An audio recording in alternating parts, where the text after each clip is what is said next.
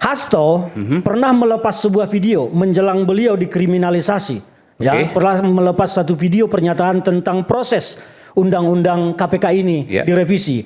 Di situ Pak Hasto menyampaikan sebuah peristiwa yang pernah terjadi. Utusan istana datang menemui beliau, bagaimana ini supaya proses cepat, dan Hasto menyampaikan di situ ya bahwa ini tujuannya untuk apa? Untuk melindungi pencalonan putra-putra beliau kemudian menjadi pejabat publik. Waktu itu primus inter pares ya. Orang nomor satu.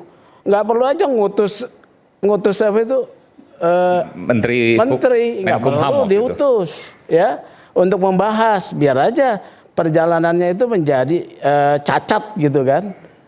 Nah, justru kalau nggak ngutus Bang, justru cacat. Karena itu kan prosedural yang harus dilewati. Kalau cacat harus ada wakil maka pemerintah. akan bisa digugat gitu di MK gitu loh.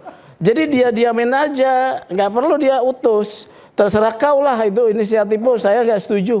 Oke, ya, berarti kan Pak Sugeng jelas mengatakan itu bahwa Pak Jokowi memang berperanan gitu kan.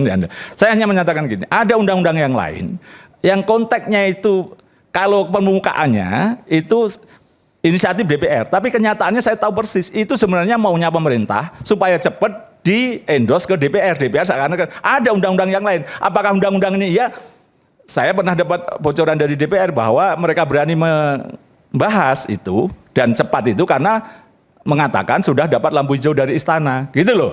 Saya lebih ini, Mas Saiman, saya lebih senang kalau kita diskusi malam ini bagaimana proses kedepannya KPK. Pasti itu pasti. Lebih bagus itu. Ketimbang kita mulai dari menyalakan ini nggak konstruksif bagi bangsa ini. Itu bagi saya.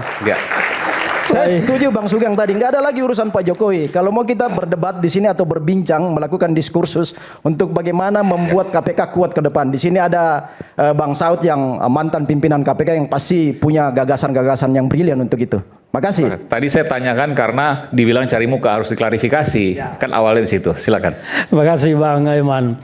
Jadi begini, kita akan bicara ini mengurai sebuah peristiwa. Karena masyarakat kita juga di luar sana harus mengetahui kebenaran yang sejati. Masyarakat kita jangan disuguhi oleh retorika-retorika. Karena Aristoteles pernah berkata, orang bodoh yang retoris jauh lebih berbahaya daripada orang pintar yang diam. Jadi ini kalau kita mau melihat, ya, kalau kita mau melihat peristiwa, ini ada banyak puzzle yang harus kita satukan. Jangan seperti kawan kita ini selalu bicara pokoknya Jokowi tidak boleh salah dan tidak usah dibahas lagi, bukan siapa-siapa lagi. Enggak di situ konteksnya. Kita mau berbicara tentang sebuah alur peristiwa. Saya selesaikan. Tadi ada bicara saya tidak potong. Ya, tadi ada bicara saya tidak potong. Jangan pernah lupakan juga Sekjen PDI Perjuangan Hasto Kristianto pernah melepas sebuah video pernyataan tentang proses revisi undang-undang KPK ini. Bahwa Hasto mengatakan di situ tentang inisiatif Jokowi, bahkan diskusi, bahkan mengatakan sampai disebut di situ menteri dan mendatangi dan minyak pelumasnya. Tertulis, terbicara bahkan sampai 3 juta US dollar. Itu sebuah bagian dari puzzle. Tapi apakah itu kebenaran yang terbuka di depan publik? Publik harus mencari tahu lebih dalam. Sebentar, pelan-pelan. Gimana? Hasto pernah melepas sebuah video menjelang beliau dikriminalisasi. Ya, pernah melepas satu video pernyataan tentang proses undang-undang KPK ini direvisi. Di situ Pak Hasto menyampaikan sebuah peristiwa yang pernah terjadi. Utusan istana datang menemui beliau, bagaimana ini supaya proses cepat, dan Hasto menyampaikan di situ ya bahwa ini tujuannya untuk apa? Untuk melindungi pencalonan putra-putra beliau kemudian menjadi pejabat publik. Itu yang disampaikan oleh Sekjen Hasto. Ini bagian dari puzzle. Jadi waktu itu revisi undang-undang KPK untuk pencalonan anak-anaknya Pak Jokowi. Untuk melindungi anak-anaknya Jokowi yang akan maju sebagai pejabat. Itu yang disampaikan oleh Sekjen PDI Perjuangan Hasto Kristianto. Terbukti nggak itu Bang Ferdinand? Ketika utusan Jokowi mendatangi beliau, menteri. Ya maksud saya ini kan kita mau mengurai pasal. Yang kedua, jangan selalu berlindung di balik kata Jokowi tidak menandatangani inisiatif DPR. Kalau contohnya, kalau memang Jokowi bukan seorang pengecut, kalaupun inisiatif DPR, harusnya ketika usulan itu datang ke meja istana, Presiden langsung berkirim surat, kami pemerintah eksekutif menolak revisi ini. Bukan menulis surat seperti yang tadi, mengirim utusan ke DPR untuk membahas.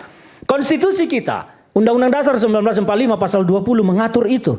Bahwa ini adalah keputusan kesepakatan bersama, pasal 20 ayat 2. Itu bersama. Artinya ketika utusan pemerintah di sana ada, Jokowi sebagai presiden sudah bersetuju itu direvisi. Soal kemudian Pak Jokowi tidak menandatangani hasil revisinya, tetapi pada paripurna telah diketok palu dengan kalimat sepakat bersama-sama melakukan revisi. Jadi pemerintah di sini dalam hal ini Jokowi jangan cuci tangan, jangan buang badan bahwa seolah-olah dia tidak tahu menahu, ini bukan urusan dia tidak terlibat, ini DPR.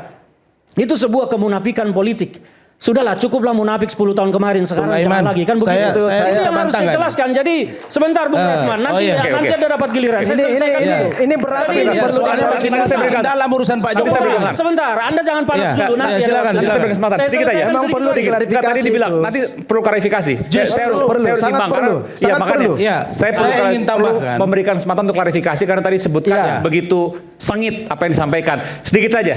Saya mau katakan bahwa tuduhan bahwa terjadi kriminalisasi terhadap Hasto Kristianto adalah tidak benar. Itu menurut fakta. Anda, menurut saya kan di persidangan. Kriminalisasi. Di persidangan apa? Mana ada fakta mengatakan kriminalisasi? Sampai sekarang itu yang kedua, ini menjadi kisruh dan ribut karena seksi ada disebut Pak Jokowi di situ. Seolah-olah Pak Jokowi cuci tangan. Nah, kalau saya boleh berbahasa, Bang Ferdinand, kita ini sahabatan.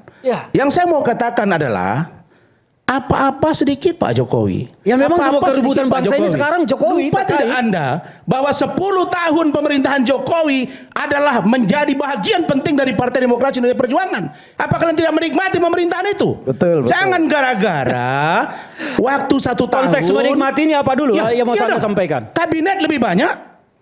Kader-kader partai lebih banyak. Anda berarti itu tidak fakta. mencatat data. Loh, kenapa tidak pakai data? Berapa orang Menteri PD Perjuangan saya bagian 2019. Saya tanya berapa orang Menteri PD Perjuangan di Jokowi? Lebih dari 5 orang. Coba jawab saya. Saya mau tanya. Coba jawab saya berapa orang PD Perjuangan menterinya? Lebih dari 5 orang. Lebih dari 5 orang itu aja Anda sudah ngawur. Kenapa tidak? Ngawur lah salah. Lihat kabinet pertama berapa orang? Kabinet kedua berapa orang? Bahkan Ibu Megawati ketika PDIP melakukan kongres di Bali, dia mengatakan ini ada presiden kita, Joko Widodo. Ya memang presiden kalau kita. Hanya anggota kabinet 5 orang, kata PDI Perjuangan. Kalau saya mau melihat bahwa PDIP justru orang yang paling bertanggung jawab jika ada sesuatu yang sekarang menyenggol Pak Jokowi Ma'ruf. Ini cuci tangan lebih jauh lagi dari Jokowi ke partai. Seolah-olah negara kita ini menjadi negara parlementer. Padahal negara kita ini bukan parlementer. PDIP itu adalah legislatif. Anda harus bedakan mana legislatif, mana eksekutif. Kalau pemahaman Anda saja gagal di situ, Anda sudah akan sesat pernyataan Anda kemanapun. Jawaban ini akan kita sampaikan nanti selepas jeda. Tetaplah bersama kami di Rakyat Bersuara.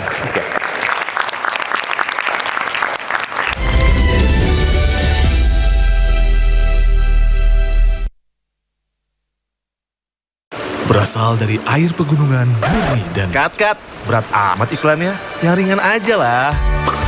Dengan pH seimbang, rasanya ringan di tenggorokan, bikin nyaman di lambung. Kristalin, bikin hidup lebih ringan.